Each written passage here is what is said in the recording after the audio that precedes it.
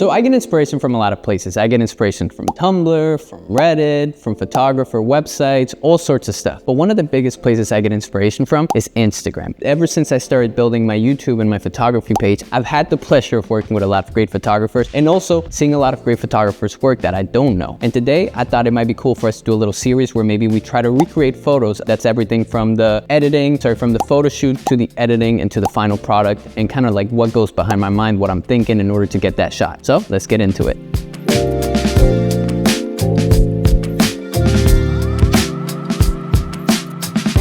All right, so as you guys heard in that intro, we're gonna be doing something a little bit different. We're gonna be recreating a photo. And today's photo, gonna be this one. This is the photographer's name, so make sure to follow them. Fantastic artist. I can't remember off the top of my head, but this is their page. This all credits go to them. Like, this is not an original thought. In order for us to actually do this photo, we need a great model. And it just so happens that I know the right person. So let's introduce you guys to our model today. All right, guys, and obviously we have Kimo. This is our model today. You guys have seen him in our videos before. Why don't you show him what we did? Oh, get into the blue eyes. Yeah, it took us a while to put those in. It took about 20 minutes to put them in. I also have no idea why that looks like it's been shot up. If you guys rent studios or you guys know about these studios, you know that all of the equipment is always messed up. So we're working very minimally here. But I thought the first thing we should do and talk about is the shot composition itself and what it is that we might need. So from the photo itself, it looks like it's very dark all around. So the best way to have one light would be to have sort of this situation we have back here with this blackboard. So it's gonna be kind of a triangle set, and we're gonna put Kimo right in the middle. That way there's almost like contrast coming out from the left and right, and then we have the brightness kind of like right in the middle. So it should be pretty cool. We're gonna try it out. If it doesn't work out, then you'll know about it. Let's do it. Stand right there in between those things. Yeah. This is not gonna bother you? I'm gonna have to edit it. There's no way around it. It's already kind of serving, low key. I mean, I just have to edit all the background and stuff. And airdrop me. And airbrush you. Yeah, no, your skin looks, dude, this is sick. Look at your eyes. All right, so first of all, because it looks like the shot was taken with like a strobe light, which I don't have here. And well, we do have here, but I don't want to use that. I kind of want to do it a little more like less put together, so I can show you that you can pretty much do anything with editing. So far, we got this photo here that I'm popping up on the screen, which is great. I think what I would need to do is just Photoshop the back and stuff like that. But let's take a couple more shots here, and then we're gonna go full body, and that's where we can have a little more fun with it.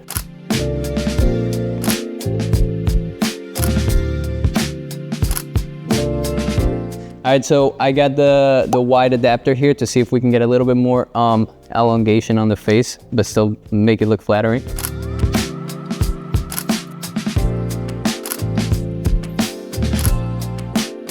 All right, so I think we got the shots we needed. So we're gonna take a couple more here, and then we're gonna go into Lightroom and Photoshop, and I'm gonna show you if we were able to get what we wanted to get. We're gonna do some mid-body shots, so we're gonna probably start at the waist and then shoot up just to get a little bit more dramatic. Maybe think a little more flowy, have a little more movement. Yeah, but make sure your eyes are very sane, you know? 3, 2, 1.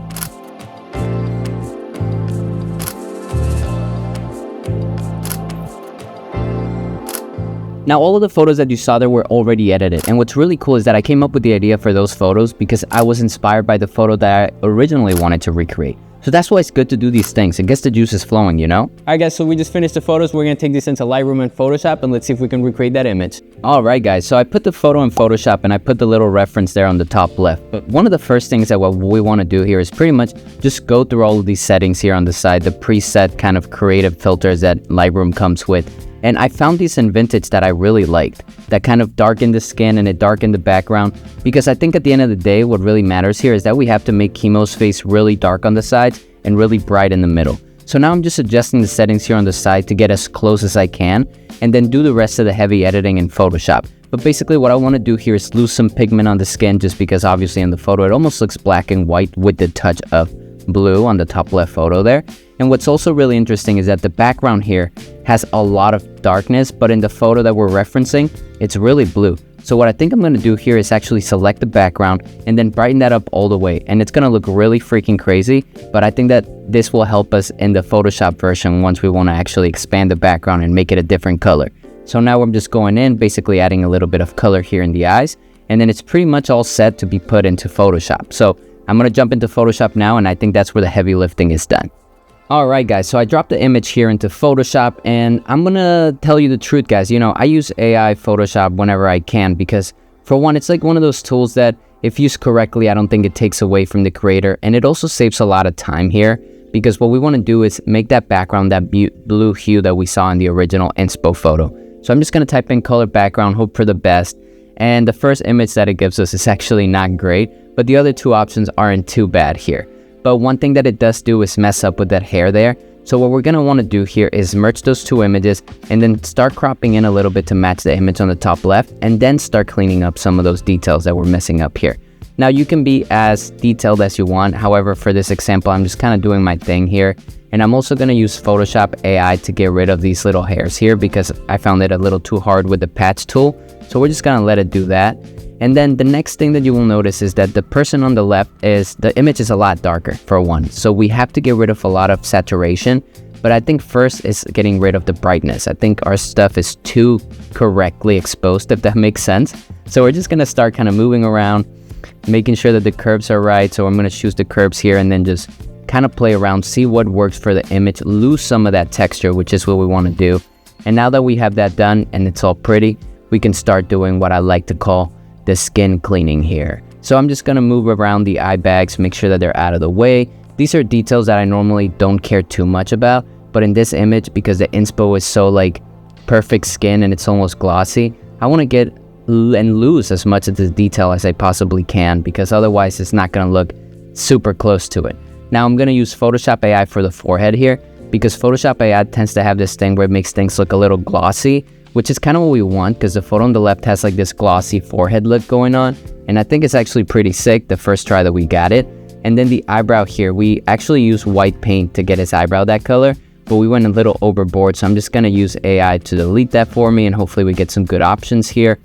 And as you can see here, they're not great. However, I think if we zoom out a little bit, it's not too horrible. So we're just going to call it a day, merge it there. And now the fun stuff comes in. We have to desaturate those reds and those oranges to make sure we get the skin color as close as we can without losing the color of blue that we had there. So now that we have that all set, just play a little more with the exposure, maybe with the curves as well, just to make sure that we get as close as we can to that image. And then one of the last things I like to do is add a little bit of noise, and boom, there's our final image here compared to the original we took inspo from. I think obviously the one on the left is a lot better than my version, but what do you guys think? All right, guys, so thank you so much for watching this video. Huge shout out to Chemo. This is their Instagram right here. He killed it today, and you're gonna see the photos on Instagram very soon because they're gonna be fire. So if you guys like this type of videos, give me a big thumbs up, maybe subscribe, like the video, follow all of us on Instagram, and next time I see you, I'm gonna break 7 mirrors with 1 whistle. See you next week.